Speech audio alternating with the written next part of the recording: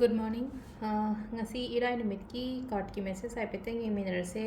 irai numit ko irai numit aham bada number 71 lede aduga kaladana sky blue gumba kai gumba minus happy be ya ko dress dana hai sky blue machu gumba minus happy aduga number dana number 71 lede ko ado aham bada akoi ki card ahum gatang thok charake ko adugi matung da timing a phawsa pe di ngase ngasi ki oina timing a phawsa ke ke lege ha do hai thabain khang chathokadaba important oiba keno leiragadi ko thaba inkhang leiragadi hadi matam se hyper follow toroga chatpa pung nipan deina nipan makhai bu se phai ka hagadi nipan deina nipan makhai phaw manung do adudagi adugi matam do thokpi ba harasine ko adu hazikan se yumdagi thabak to usudum yawina ko yumdai thabak to ba haragadi hadi yumdai calling bu oro natraga yumdagi email mail ke ka thaba phaw da hadi sigi timing se season aba ya ba koina ko hadi matam se kai ginon ha pa ya ko hadi matam se kemta na te ko hadi som nomagi afaba pungpham hai tare ko koina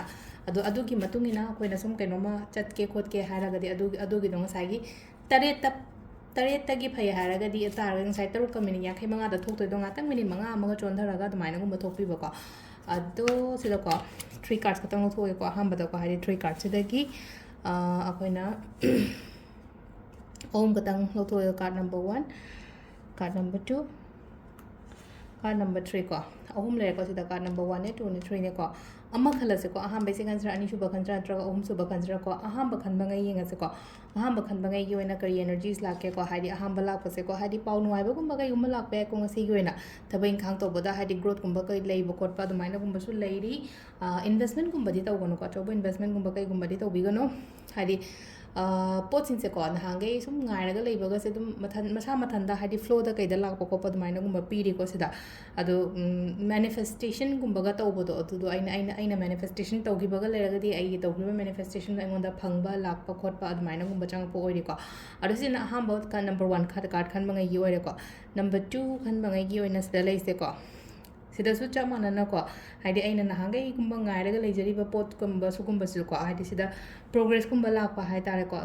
progress gumba lakpa khopa dum le opportunities ke kai tare khara khudong chaba gumba khara leigani ko ngasi yuna thabai ngang to matam da khudong chaba leigani keno tawo kitang ko haidi ai ngasi je ningjing mangjing nei kai khalena hadi chaloroge da toge da kaina khan bokot pa mai lega digo chatlo dugi poto hai tare sida ko adugi poto chatlo ningjing mangjing na ko hadi toge da haina khan da ba changjallo tawshallo ba dugi poto ado sisna ko card number 1 card number 2 card number 3 ko card number 3 so yamna positive oi ko ngasi ge nei yong ko hadi card ahum mak se loina positive oin la number 3 su ko hadi mateng gumba lak ko per receiving giving oina su tawre ko aduga mutual benefits harasne ko mutual benefits se koina relationship to oro na traga te lena ko hadi mutual benefit mutual understanding adumaina gumba piri ko sida aduga sida so adum ko hadi unity mode manna thabing khang tomina bagum ba ko adum ba adum lei ko adu se na koi ki card ki message lai re du timing sina ayu ki pung mari ga minute ni fu hum doi dagi na mapan ga minute kuntra ga phang le de trama thoi ga minute train thoi de na baro ga min yang kai phang le de mari ga minute mari dagi na pung manga ga minute nifu ni thoi phawum lai re ko adagi mu nipan ga minute kun tare te na mapan ga minute nifu mapan phang le de trama thoi ga minute train thoi de na nungalamdagi ahum ga minute tram pan phawum lai ko sisina khoi gi ngasi gi oina afaba timing ko adu sida lai re khoi gi daily card message se ma'am thank you